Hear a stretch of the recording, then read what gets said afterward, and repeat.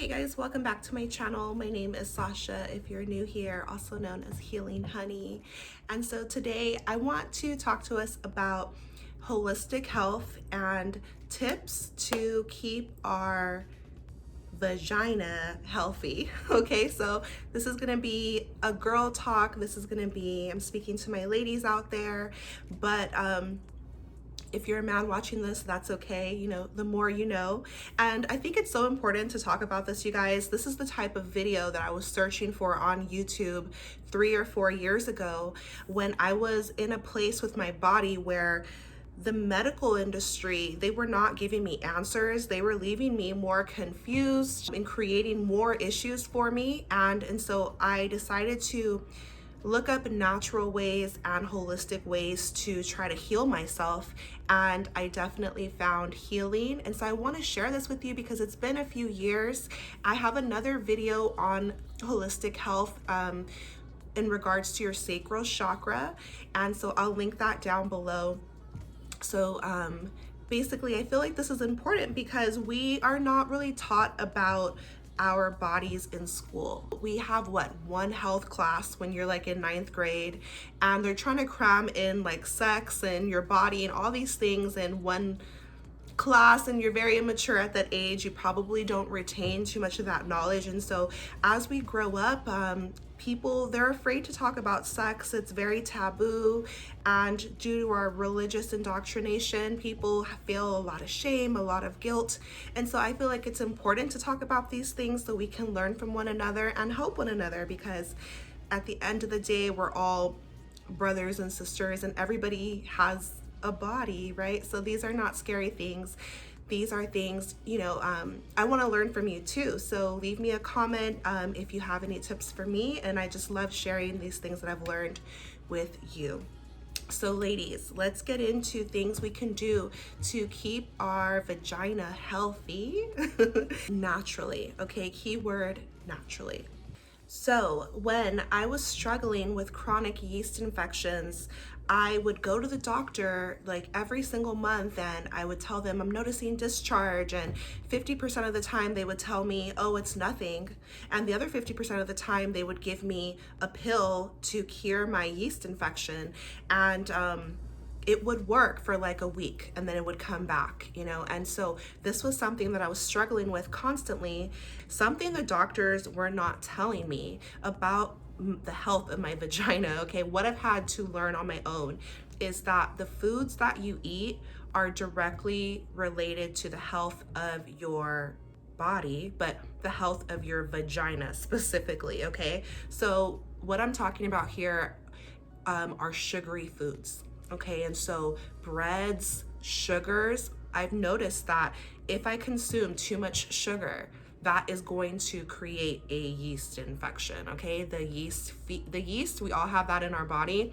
It feeds on sugar. And so if I'm just eating like candy or ice cream or like sugary breads, anything with sugar, even too much coffee creamer, lemonade, there's sugar in so much ketchup. There's sugar like everywhere you turn around. So I had to become mindful of my sugar consumption because it was directly contributing to yeast infections and just not feeling very like clean down there, just feeling a little bit itchy, a little bit off. And so the doctors weren't telling me that my diet had anything to do, and to do with what the problem. They were not getting to the root cause. They were just putting a band-aid on the problem, which was giving me some synthetic pill. Here, take this, which kill all the bacteria in your body, good and bad. And it's not getting to the root. So therefore they were not solving my problem. It was just a temporary solution. One of the root causes was consuming too much sugar. So the way we counteract this is to become mindful of your sugar consumption and to limit it. Right now, I'm feeling like I want to do 30 days with no sugar, no bread. And I know that sounds kind of extreme, and I don't know if I can hold to it, but I just know it's going to be so good for my body because it's going to detox it. And I'm already vegetarian, so I don't consume meat, and I try to avoid meat the best that I can. So this is going to leave me with just the foods I should be eating, which are like vegetables and fruits. When I talk about sugar, it's up to you. See how your body handles it. I believe that natural sugars like found in fruits like oranges and apples and bananas and grapes and watermelon. You know, I love fruit. Those don't really have a detrimental effect on me, but to each their own. I'm not a doctor. I'm just here sharing my story with you guys and sharing the things that have helped me. But, you know, just mostly what will help your body, what will cleanse you naturally are leafy greens and anything green. Green juice, celery, kale, lettuce, arugula, you know, broccoli, asparagus, zucchini, cucumber, limes, even things like lemon, ginger. These are things that are going to really help detox your body and cleanse you out. Tons and tons of water has really been key, especially lemon water. Okay, so it's hot, it's summertime right now, so like fill your cup up with ice, pour in some water, spring water, distilled alkaline water. Those are my favorite. Throw some lemon slices in there and drink it. It tastes like lemonade without all the sugar. It tastes refreshing. It tastes amazing. If it's cold where you are right now, try super hot water with lemon, but also green tea that's unsweetened. Remember, sugar is the enemy. Okay, and then I have a sweet tooth. I love sugar, but you guys, this was hurting my body. It was hurting my gut health. You know, it causes belly fat. Like, sugar is the enemy. I'm sorry to say it because I love sweets, but sugar is not our friend. And so tons of water will flush you out. Green juice, leafy greens, these are things that are going to counteract the yeast. This is what's going to detox your body naturally. What you eat matters, okay? It matters very, very much. So you want to put foods that are alive and good for you and naturally created to keep you healthy. Which I do want to tell you guys, a natural remedy for yeast infections, and it is my favorite, it has to be my favorite natural product in general, is virgin coconut oil, okay? So this one is unrefined and it's organic, and I just pick it up at Walmart, you guys. This jar is like $5. This is so key if you are into just natural health, holistic health. Like, this does wonders. Since we're talking about vaginas, let's talk about vaginas. You know, basically this is gonna kill any bad bacteria. So if you are feeling itchy, if you are suffering from a yeast infection, take some of this and it will soothe your vagina. Rub it on the inside of your lips. It is safe to put on the inside of your body. It is safe to consume. And so this is gonna soothe it. It is going to immediately give you some relief. Okay, so you want to find some raw coconut oil. Don't do the refined, do the unrefined. If you can find organic, that's even better. But coconut oil is such, it's heaven sent. Okay, it's from Mama Earth and we need it. You know, it's so valuable. It is so key. It's also good for like as mouthwash. It's gonna, again, kill the bacteria, the bad bacteria.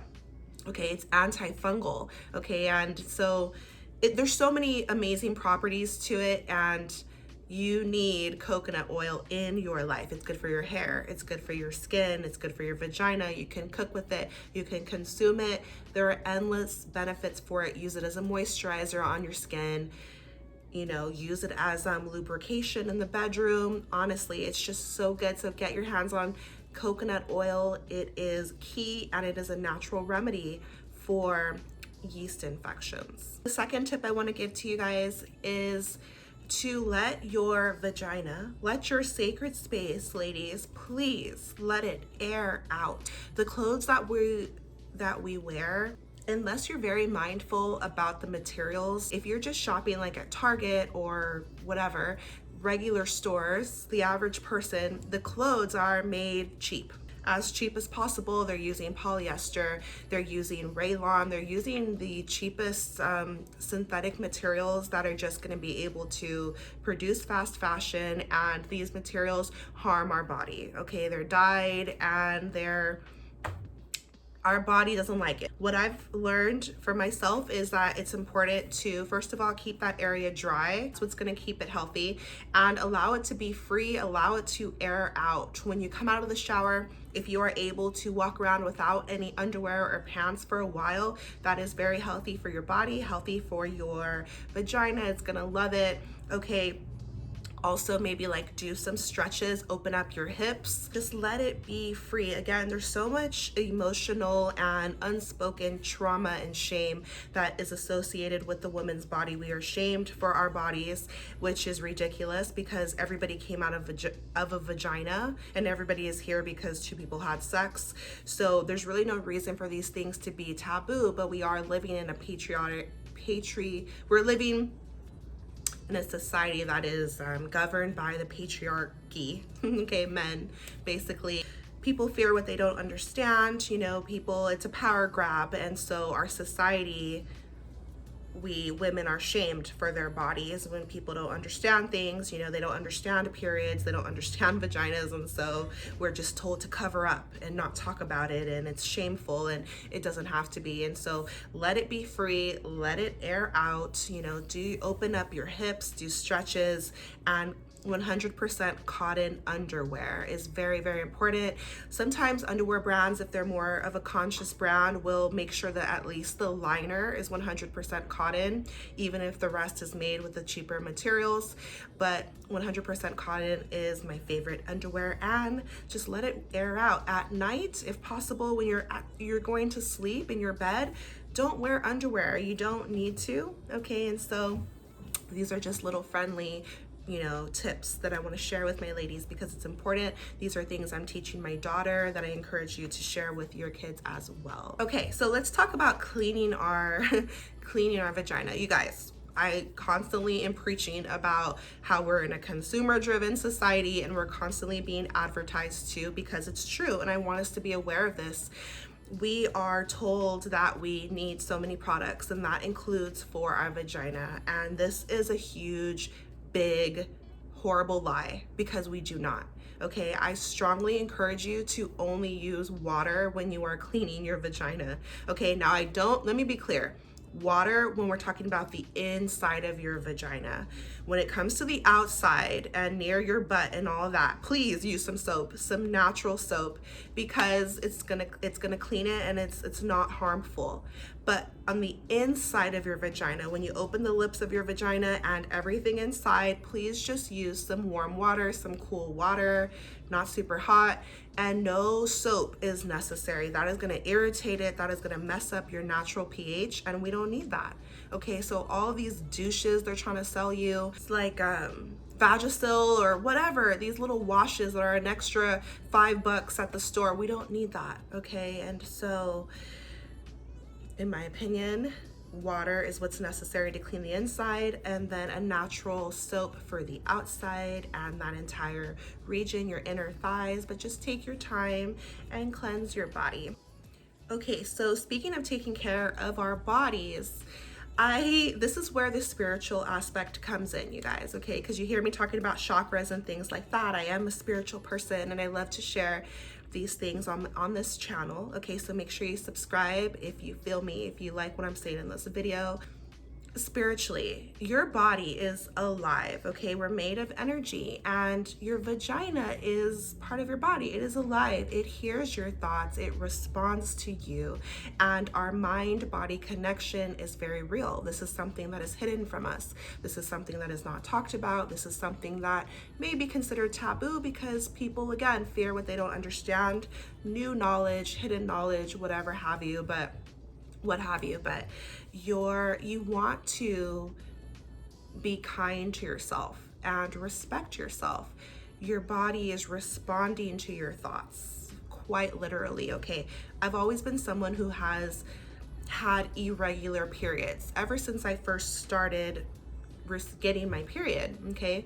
My menstrual cycle. And so as I've learned more about spirituality and our true nature and our divinity, okay, my body responds to my thoughts. If I've noticed that it's been 6 weeks and I have not had my period, Well, first of all, it's important to heal the relationship you have with your period, with your body, with your sacral chakra. Okay, and so I grew up thinking that having a period was a nuisance, was a bother, was a curse, because the Christian religion, you know, Eve is the one who cursed us women, right? And so we have pain in childbirth and our periods hurt, and like we're cursed because, hey, we're cursed. And my perspective on this is to shift your ideas about what it means to be a woman. Okay, it is a beautiful thing. We are bringing forth life. We are the divine portal, and we do not have to experience pain with our period. See it as a beautiful thing. See it as a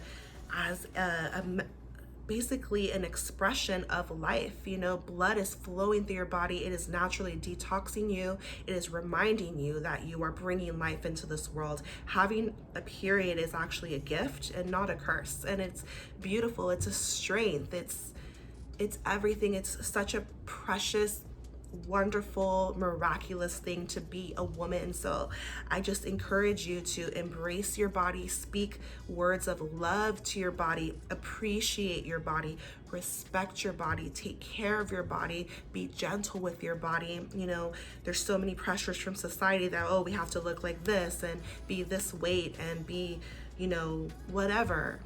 Be gentle with yourself. If you want to lose weight, that's amazing. I want to lose weight, but I have to I have to remember that my body is responding to my thoughts. So it's important to just show love and show grace to yourself, show appreciation. So as I mentioned, if I've gone 6 weeks without receiving my period, because there may still be some subconscious beliefs that receiving a period sucks and it's bad and it's a dread, you know, it won't come. It literally stopped coming. And so if it's been past 30 days and I haven't received it, I will just think of it. Think of my period, and that will bring my period. This has happened so many times. It's amazing. And I encourage you that if you suffer from irregular periods or not having a period at all, give yourself permission for it to come. Your words have power. Your thoughts have power. We are divine beings. And so your body is working with you, and you are in charge of your body. If you tell yourself that you can have it, you give yourself permission, you call upon it, you embrace it, it will come, which is beautiful, you guys. And so it'll come. And now I celebrate my period. I recognize that, wow, this is a sign that I can still have babies. This is a sign that I'm alive and my body is working for me. And it's also a huge detox. It detoxes you, which is awesome, okay? Which is what we all need and want. So celebrate your period and celebrate your body. It's a beautiful thing to be a woman. And I also want to share with you guys that because our body is alive, and because our mind and our emotions are connected to our body, everything's intertwined, your body will literally speak back to you, which is what a yeast infection is. You know, you're putting in the wrong foods, or no period. Okay, you have bad thoughts about your period, bad thoughts about being a woman and what it means to be a woman. So another way your body will speak to you, and something I've experienced, when you have sex with somebody, your body is also responding to that. So if your pH is thrown off by your sex partner, this is a huge indication that this might not be the person for you, because your body's on your side. Your body is working for you. It's working every moment to keep you alive. What I've noticed is that in the past, when I had a partner that was not emotionally healthy for me, my body would respond. That was what was also triggering me going to the doctor every month. I'm not talking about STDs or STIs. I'm talking about just discharge, or just feeling not healthy, not feeling my best, because since it was affecting me emotionally that this person wasn't good for me, my body was also responding. And so if your body is feeling pain during sex, if your body is giving out some discharge later on, if you're not feeling mentally and emotionally happy with your partner, this is going to affect your body. I just want to throw that out there, you guys, because it matters. You know, again, women are unfortunately taught to be silent about so much, and just take whatever crap comes with crappy relationships, and it's not okay. Your body will allow you to know that. Pay attention to it, respect yourself, respect your body, and love yourself first. When I stopped dealing with that person, those things went away. So the last thing I want to share with us about our vagina health, you know, about our V health, and I'm just gonna keep it 100 with you guys, okay? Like I always do. I feel like, please your body. If you are a grown woman, if you are okay with engaging in sexual pleasure, then this is actually healthy for your body, okay? This is my opinion, this is my take on it. Masturbation is healthy for you. However, like all things in life, it's about moderation. You do not want to be consumed by lust, feel like you're stuck in lust, or, you know, just doing it too often, because that's going to take the fun away, and that's going to leave you in a place where you're feeling stuck, and you don't want that. But I feel that it is important to explore your own body. Okay, so again, we are living in a society that men are like making the rules, okay? And I've heard men open up about this topic, you know, sometimes spiritual men who are against masturbation because they feel like, well, for one, it's lustful, and for two, when they go a little deeper, they open up about how they don't want a woman touching themselves, because they'll basically, the man feels left out. Like the man feels like, well, if she can please herself, and then she doesn't need me anymore. There's a bit of insecurity under there, you know. And so once again, this is your life. You can make the rules for your life. God gave us a clitoris, and it feels pleasurable for a reason. We're also able to reach it, and for a reason, okay?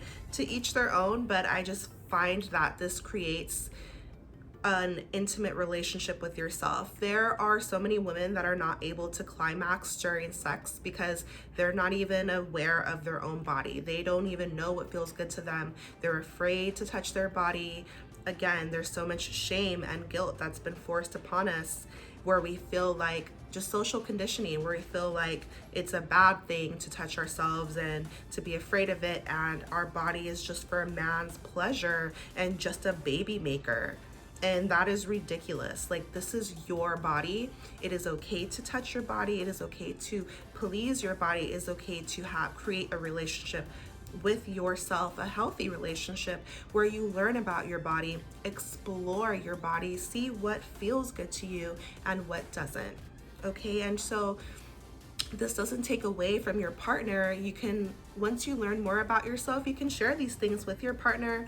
And just a little tip for any men out there watching this: the clitoris is so incredibly sensitive, okay? So just a little caress, a little touch can go such a long way, okay? You don't have to be so forceful. You don't have to like do anything real fast.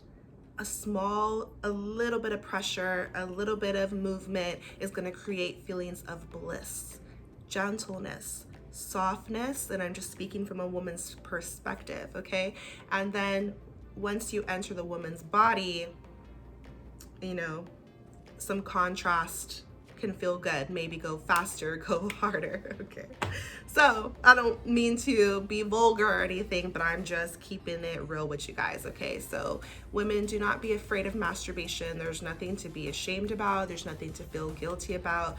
Again, if you're not being consumed by this, you know, everything in moderation, but I do encourage it because it's going to teach you about yourself. You know, when you are going to climax, you can release so many blockages that may have been stored in your sacral chakra with some intention.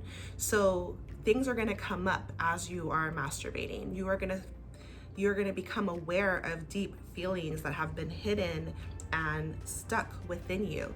You may have some emotions, some thoughts, some hidden ideas, just things that are hiding from you in your shadow self. So masturbation, in my opinion, is a spiritual act because it is revealing more parts of you that have been stuck in there. It's also going to clear away blockages. It's also going to give you, it's going to allow you to feel powerful, in control of your body, free, and love. Okay, you're gonna learn about yourself. It's a magical experience. And my very last tip for you guys is, or my girls, you see how I say we're living in a man society? I'm referring to you girls as guys. Anyway, my last little tip for you is, if you do engage in masturbation or just sex in general, when you are going to climax, this is a very well-known thing in the spiritual community. It is very beneficial to you if you are trying to manifest something, if you are trying to bring something from the unseen realm into the physical realm, manifestation. Focus on this thing. Visualize this thing that you want to materialize when you are going to climax. Okay, if you're by yourself, if you're with your partner, whatever the case is, as you are working your way up to that, think of it, and right as you are gonna explode, visualize this thing. And it is such a powerful tool. Like, I don't know how it works, I just know that it does. Okay, focus on what it is you want as you're gonna climax. It's like it sends that message to the universe like times 100 or times 1,000, and it's just like, it makes your intention very clear. It's very powerful. So climaxing is a manifestation tool. Okay, you guys, that is it for me today. I hope that you enjoyed today's video. Make sure that you subscribe to this channel if you like talking about self-love and spirituality and just glowing up from the inside out. I'd love to share these things with you guys. Let me know your thoughts in the comments down below. Please be respectful. And remember, we're each co-creators of our own world. So if some of the things I said did not resonate for you, that's 100% okay. I'm not telling you what to do. I'm simply sharing these things with you. Okay, I'm sending you so much love and power and healing on your journey. And I will see you in my next video. Take care of yourself. Bye.